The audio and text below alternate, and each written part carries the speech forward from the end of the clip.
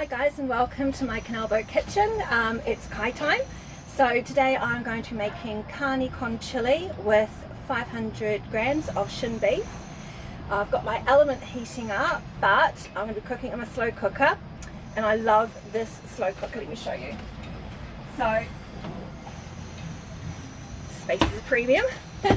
There's my slow cooker and I love it. Absolutely love it. I've had it for years, and I do my slow cooking, my batch cooking in here, so I'm just going to show you why.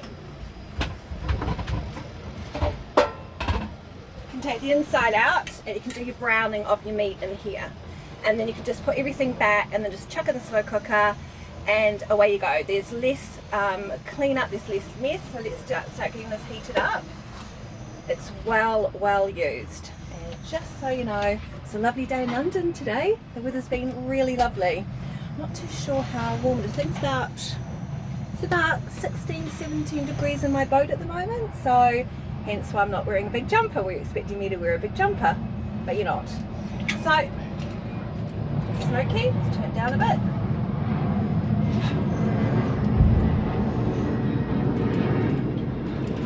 No. So don't have to wash our hands so much. We've got trusty tongs. I've pre-seasoned the meat. I keep them in big chunks. As they cook,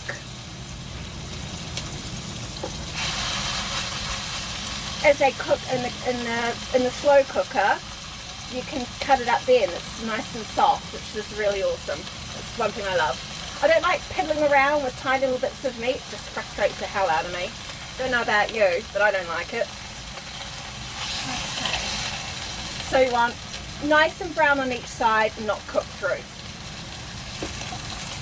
I know you can't see in there at the minute, but I'll get used to the video.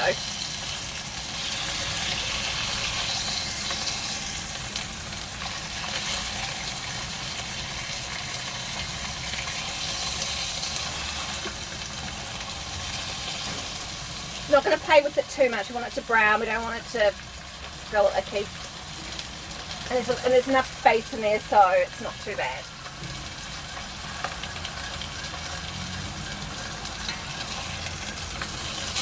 Yay.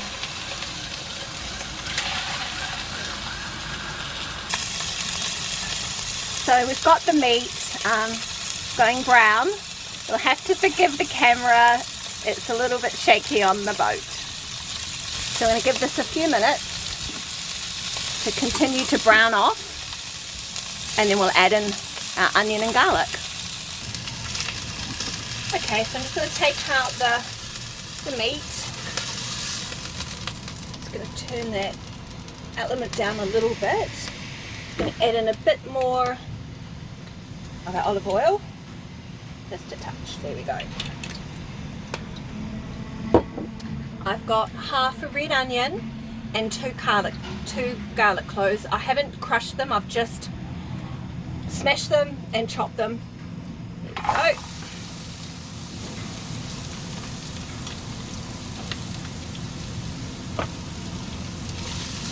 Stir. I love the smell of garlic and onion cooking.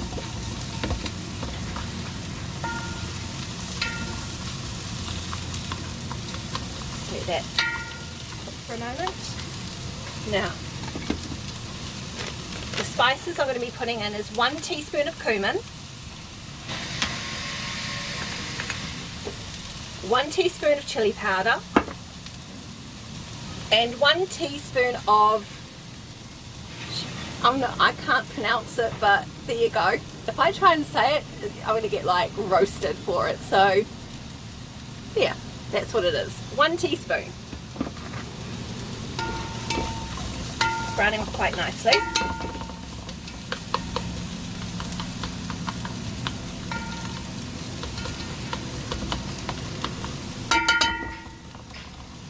Sorry about the banging. Okay, let's get this in.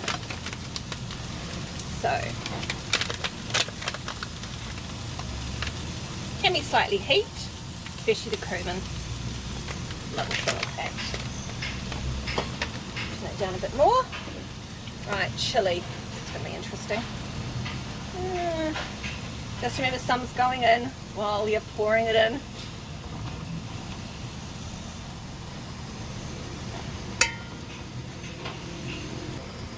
I made an assessment. Right, do the same here. Look how pretty that colour is. Isn't that pretty?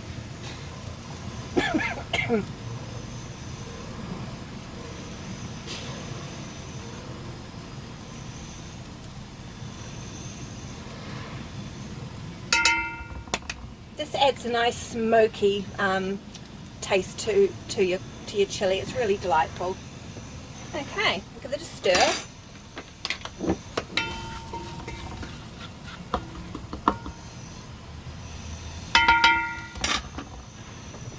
We're going to add 400 grams.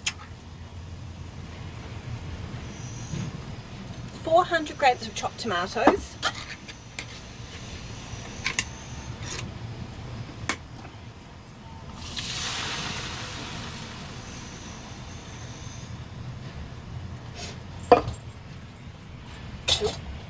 Susan's coming. Now I've got 300 mils of beef stock here. I'm actually going to put it into here so that you get the rest of that tomato from there, from your can. Right, so I'm going to give those a little stir.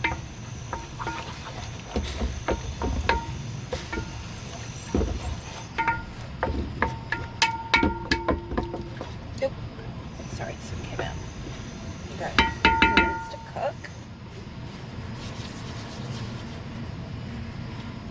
Then we're going to add some salt and pepper as well. Salt, some pepper,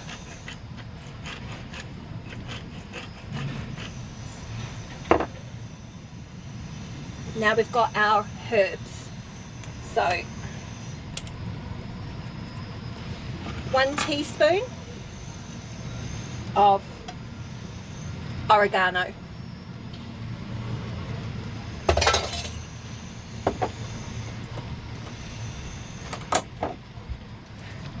And 1 bay leaf. Now we can pop our meat back in.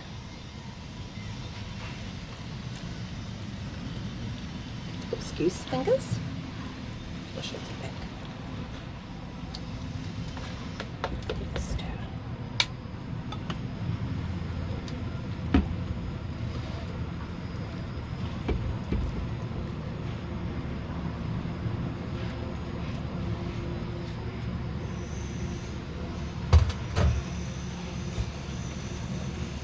See it bubbling away nicely.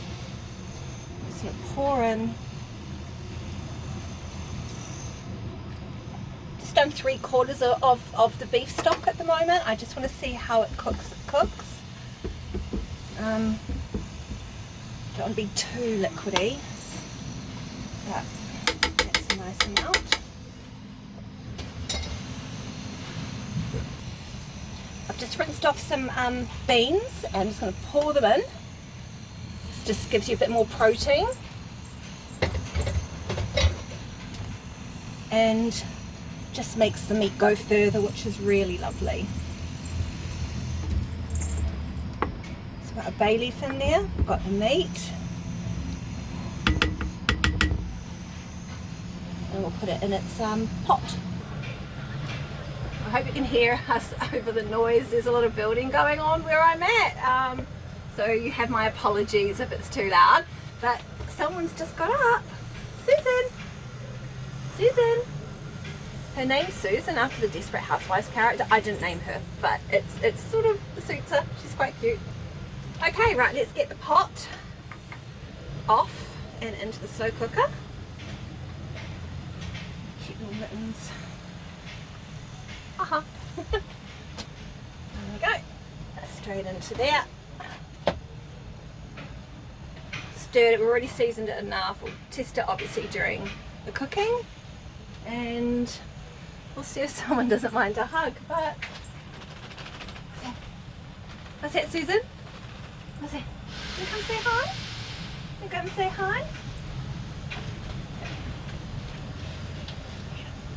Oh, come say hi now that we've finished cooking. Now we've finished cooking, I can pick her up. She's not too happy. Susan, I'll give you some dreamies, okay? Okay. Here we go. Right, down you go. Now, do some dreamies. Right. Lid on. And I'll power that up somewhere else because obviously space is a premium, so I've got to move my hob and just get everything around. So we'll check it. I'm going to cook that on slow for about 6 to 8 hours. We'll just see how the meat goes. Probably needs a full 8 hours because I haven't cut the meat up. So we'll see how we go. Hi everyone, well I've been cooking the chili for 4 hours now. The meat is not tender yet, and of course that was not going to happen, but it's smelling absolutely delicious, and I've decided to cook it for the rest of the time, another 4 hours, which means it's going to be quite late. So so as you can see, I've also shut the door behind me because it was just getting a bit too cold.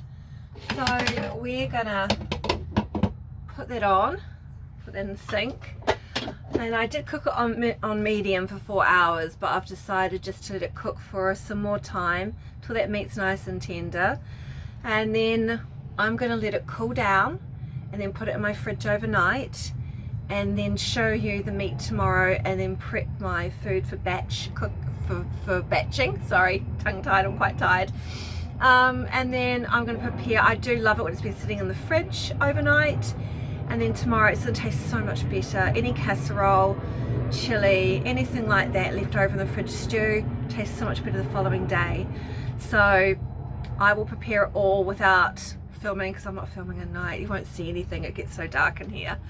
We'll just let that cook and do its magic overnight. Well, you know, overnight. And I'll have it for lunch tomorrow when it's nice and bright. It does get quite dark here in London.